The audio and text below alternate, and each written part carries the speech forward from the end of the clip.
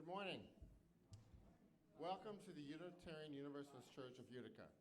I'm Glenn Coyne, a member of the worship committee here. Whether you're visiting for the first time or have been a member for many years, you are welcome here. Whatever faiths you have known, you are welcome here. Whoever you are and whomever you love, you are welcome here.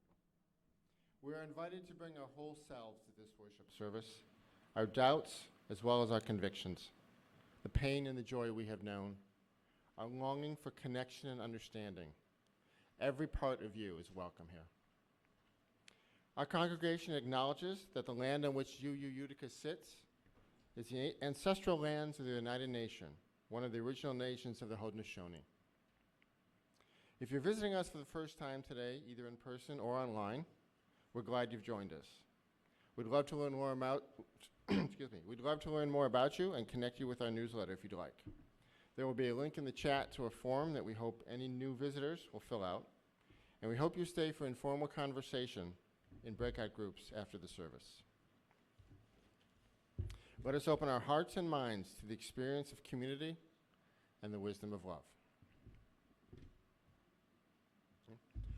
The words for lighting our chalice today come from Eric Walker Wickstrom. We light this chalice for all who are here and all who are not here. Few for who have ever walked through our doors, for those who may not yet have found their spiritual home, and for those we can't even yet imagine. For each of us and for all of us, may this flame burn warm and bright.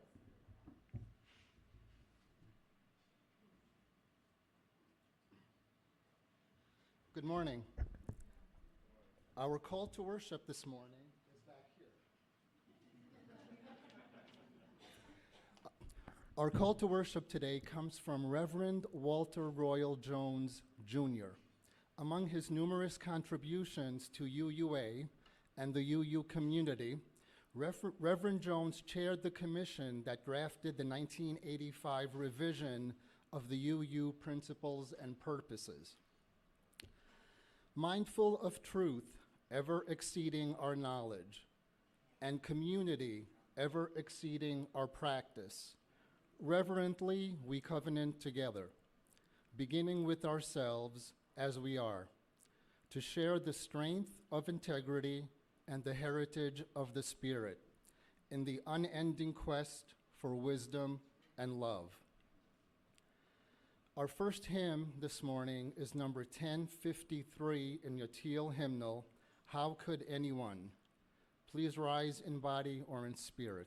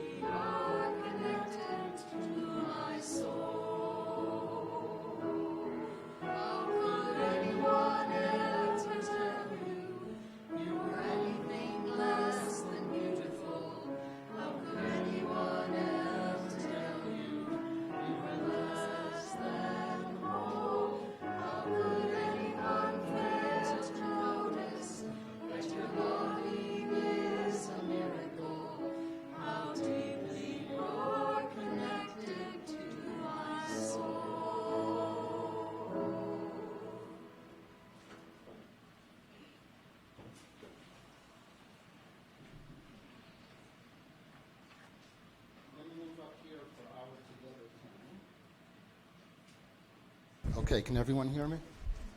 Okay. This morning's Together time, I think, is an interesting selection. It's called L, the Humanist. I thought it was interesting. L, the Humanist. Hello, my name is L. I'm a humanist. A humanist is a person who tries to be good because they want to make the world a better place for everyone. Have you heard of a humanist? Most of my friends at school haven't, so they ask me questions to understand. Most of the time, these questions start when my friends ask me what church I go to. I tell them that I don't go to any church. There are many humanist groups that give us the chance to be part of a community, the same way a religious church is a community. Some humanists choose to be a part of an organized group. My family's community comes from our friends and family, school, and the local soccer club that we love. Some of my friends ask me how I know what is right and wrong if I don't go to church and study books from their churches like the Bible or the Quran. My family doesn't read church books together, but we do love to read about science, nature, and history as we learn how to think about being good people. My parents taught me a simple rule to help me understand what is right and wrong. It's called the Platinum Rule. The Platinum Rule is simple. Treat others the way that they would like to be treated. Rules like this have been taught for thousands of years. You can see on this fun chart how our Platinum Rule is very much like other golden rules. For example, from Buddhism, treat not others in ways that you would find hurtful. Judaism, what is hateful to you, do not do to your neighbor. This is the whole Torah. All the rest is commentary. Islam, not one of you truly believes until you wish for others what you wish for yourself. Some examples. Some of my friends ask me questions like, how do you know if you're good enough to get into heaven after you die? I don't know anything about this, but I know that being a good person and helping others makes the people around me happier, and that makes me feel happy. I know I can do this. There we go. It doesn't matter if you are Chinese, Pakistani, German, Mexican, or you're from the United States like me. Or if you believe in Krishna, Poseidon, Jesus, Mohammed, or you don't believe in any gods or prophets like me. We are all trying our best to be happy as we live on this wonderful earth. And being a good person and loving others makes us all happier than anything else. The end. I'm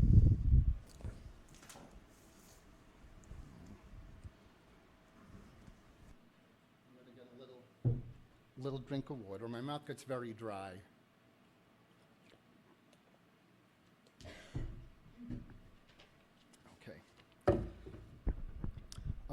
Someone recently asked me if I had any religious beliefs or if I'm affiliated with any religion. Without thinking, I gave my usual response. It's automatic. I'm not religious, but I'm spiritual. Kind of a cliche. So I didn't go any further because I didn't want to have to explain myself. So then I got to thinking, well, what exactly do I mean when I say I'm spiritual? So spirituality could refer to someone's religious beliefs. For some people, it could be a more generalized feeling of oneness or wholeness. I don't believe that spirituality is something that anyone can pin down with an exact definition. And I'm not attempting to come up with one. There are as many definitions of spirituality in this room as there are individuals in this room. And not everyone necessarily subscribes to a concept or belief in spirituality. The search for our own individual truth is reflected in the UU principles as they're currently written. Principle number 3, acceptance of one another and encouragement to spiritual growth in our congregations. And principle 4, a free and responsible search for truth and meaning. UUA has a perspective on spirituality which states in part, we feel spiritual when we feel a deep connection with something greater than ourselves, with the natural world, with those who have gone before, with a creative spirit, with God. Spiritual moments like this direct the experience of transcending mystery and wonder, and are an important source of religious learning for Unitarian Universalists. Sometimes those moments catch us by surprise. A sunset takes our breath away. We share a moment of connection with a stranger. We discover a creative insight. Ram Dass was an American spiritual teacher, psychologist, and writer. He writes about a time in the 1970s when he was delivering a talk on finding and exploring your spiritual path to a group of young people. In the front row sat an older woman who smiled and nodded to every story he told about his spiritual experiences. As he told more and more outrageous stories, the woman continued to smile and nod. Ram Dass could no longer contain his curiosity. So after the lecture, he approached the woman who told him that she understood everything he said perfectly, to which he asked how she knew these things. The woman leaned in, smiled coyly, and said, "I crochet." Ram Dass told this story to emphasize how anything we do has the potential to be a spiritual practice. There's no need for rules, doctrine, dogma. We only need to listen to our own intuitive heart for guidance. Spirituality is everywhere. We just need to be aware. Ram Dass also says the spiritual journey is individual and highly personal. It can't be organized or regulated. It isn't true that everyone should follow one path. Listen to your own truth. For me, spirituality involves the recognition of a feeling, sense, or belief that there's something greater than myself, something more to being human than this sensory experience, a significance to my life in a context beyond day-to-day existence. Growing up in a Catholic family, I attended Catholic schools from first grade through high school. We were taught all about God, Jesus, and biblical stories. I attended St. Agnes Boys High School in New York City, where I grew up. Hence the slight accent when I speak. The school was run by Marist brothers. In my senior year, I had a lay teacher for religion class by the name of Mr. Coogan, who I remember. As part of his curriculum, Mr. Coogan taught the students to reimagine and think about certain biblical stories and their mysteries from a different perspective than the ways we had been taught. We were encouraged to question the biblical stories and mysteries, such as the virgin birth of Jesus, the miracle of the loaves and fish, which tells the story of Jesus performing one of his miracles as he feeds 5,000 of his followers with only a few loaves of bread and a few fish. Another story is where Jesus raises Lazarus from the dead 4 days after his entombment. These are just some examples of some of the stories. Mr. Coogan offered plausible explanations, narratives, and scenarios that could shed a different light on the origins of the stories. And maybe they are not necessarily the miracles that we have taught that they were. The exact details of these alternate interpretations escape me after 45 years. The intent here was not to disparage the teachings of the Catholic faith, nor to discredit the biblical stories. These discussions took place more in a spirit of inquiry and curiosity. It's time for a water break. The point of me sharing this is that for the first time in my life, in almost 12 years of parochial school, I was given permission to question and to think critically about the teaching, dogma, and doctrines of the religion with which I was raised. Prior to taking this religious class, I was having doubts to whether I truly believed these teachings that I was expected to believe and to follow. Throughout my upbringing, I had people tell me, do as I say, and believe what I tell you. For grammar school, I attended St. Stephen's School, run by the Sisters of Charity. If anyone questioned any of the religious teachings, the teacher usually responded with something to the effect of, God works in mysterious ways, and to never question him or the Bible. So my high school religion class was essentially the catalyst that propelled me to start asking questions and ignited my passion to explore what the truth is for me.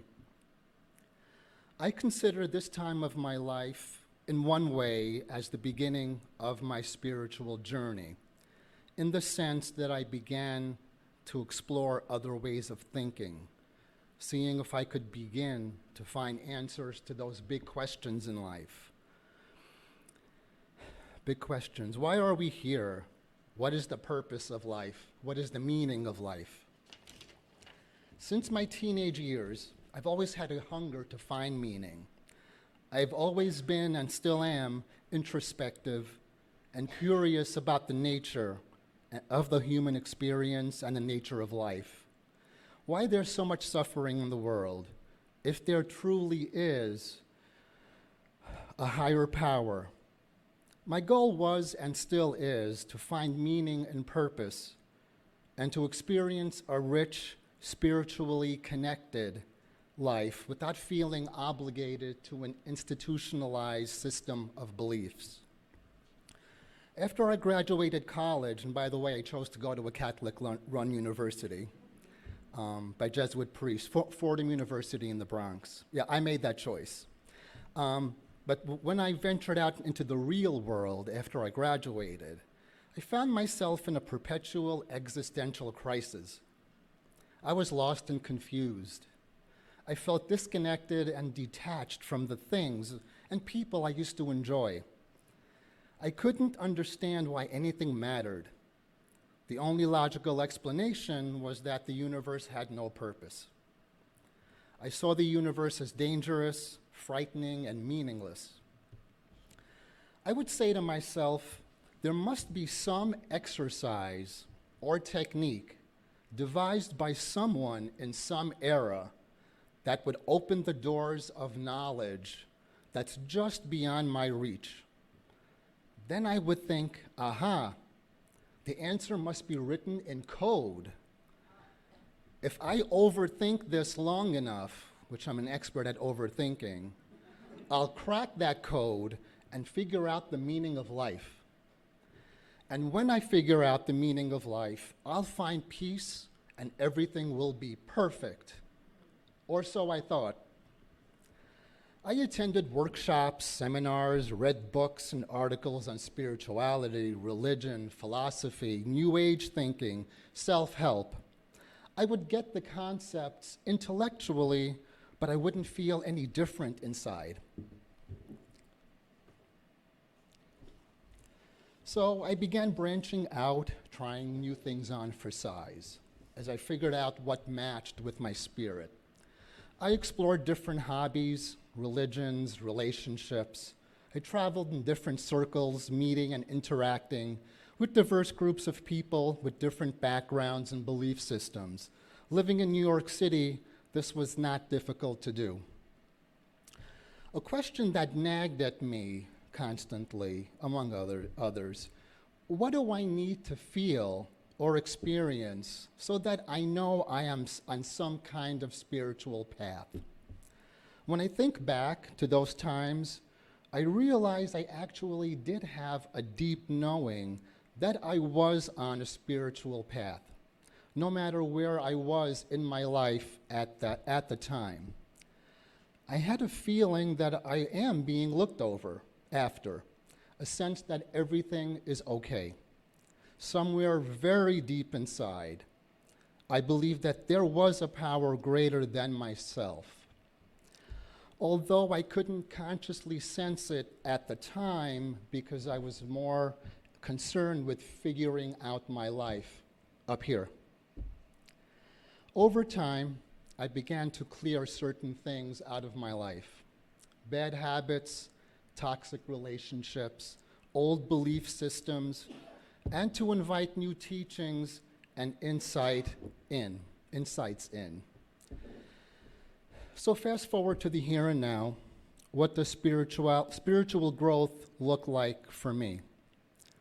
Now we all know spiritual growth is there's not an end to it. For me, it's a lifelong experience. So later in my adult years, which is now, I feel more grounded and connected to the world around me. When things get tough, I'm better able to stay grounded and to center myself, to reconnect with that deep knowing and feel that everything will be all right. I have increased empathy regarding human suffering, war, poverty, violence, injustice, climate change, a divided country. The list can go on. Not to dwell on the negative, however, the prevalence of suffering in the world is impossible to ignore. Now I feel more being called to be of service. Another water break.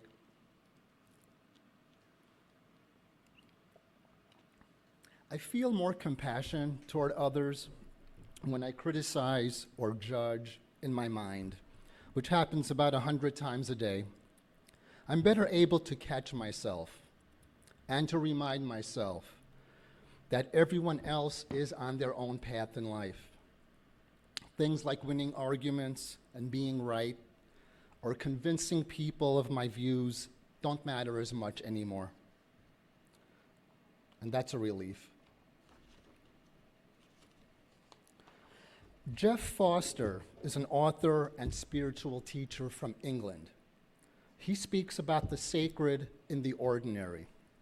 He writes, "Spiritual awakening is not a special state, feeling, or experience. It is not a goal or a destination to somewhere to reach in the future. Rather, it is a constant and ancient invitation throughout every moment of your life to trust and embrace yourself exactly as you are in all your glorious imperfection." Glorious imperfection. Now, there are two words you don't usually see written together. Much like the woman who told Ram Dass that crocheting is her spiritual practice, I find meaning and fulfillment in everyday activities, although I don't know how to crochet. My own spiritual growth is nourished by simple, mindful activities. I'm learning to live more in the present moment and to appreciate the simple things, like spending time with my husband, family, friends, and our 3 cats, Hudson, Bella, and Jasmine. I love listening to music, sitting on the back deck on a sunny morning and drinking coffee, reading. I do yoga most mornings. I listen to guided meditations in my headphones. I much prefer walking meditation in nature when I can, so I can take in the sounds, smells, and sights that surround me. I pray. For me, prayer doesn't take a specific form, nor is it directed to an unknown external entity. I pray to something that I sense deep within me that I can't label or give a name to. I could describe it as a knowing or an energy. I just know I'm in complete alignment with whatever this knowing or energy is. I recently read somewhere that prayer is a great substitute for worrying. Our community right here fills me spiritually with acceptance, with love, social support, friendship, a sense of belonging, and learning. I have the opportunity to receive from all of you, as well as the opportunity to give back in many ways.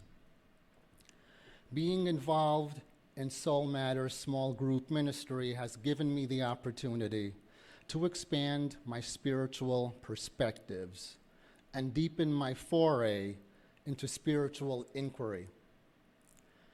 My perception of spirituality continues to expand and increase my awareness of the world and people and myself.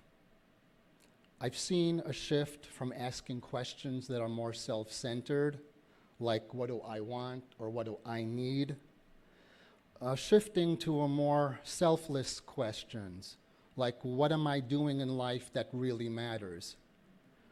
What would I like to accomplish at this point of my life? How can I help someone else? For me, spiritual growth is filled with numerous aha moments. That's what Oprah used to call them. These moments of insight are usually small and they're casual. Over time, they become part of my nature.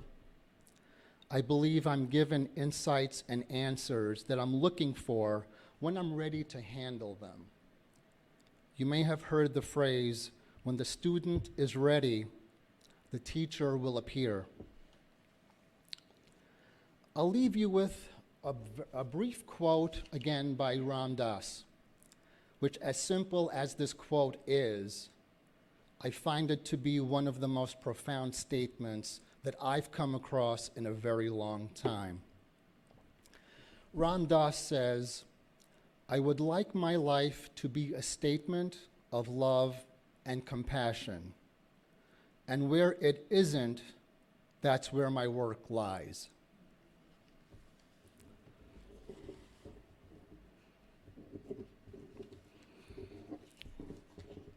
I think it's time for a hymn.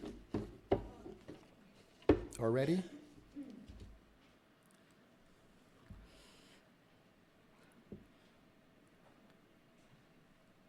Our next hymn is number 1031 in your teal hymnal, Filled with Loving Kindness. Please rise in body or in spirit. May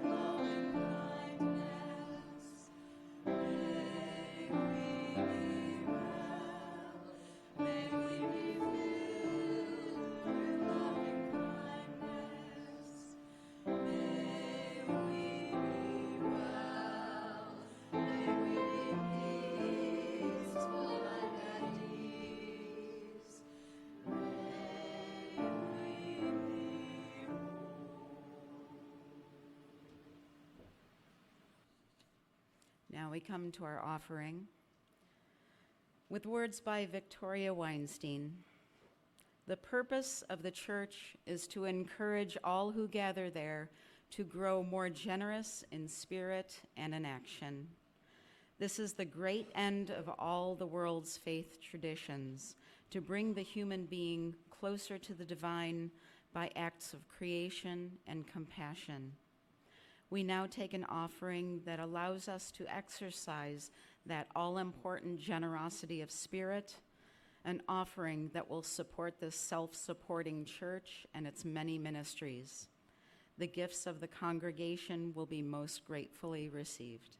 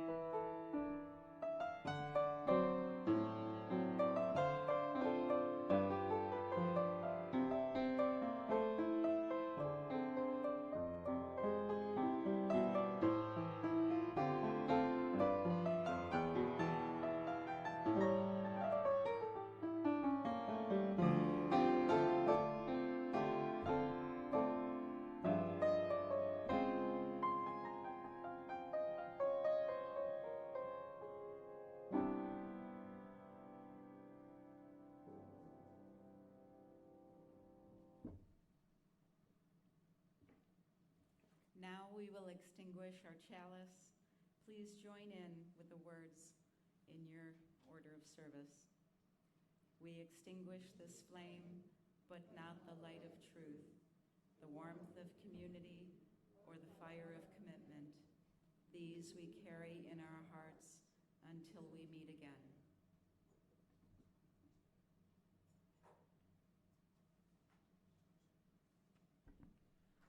Our benediction comes from Jewish theologian and philosopher Abraham Joshua Heschel.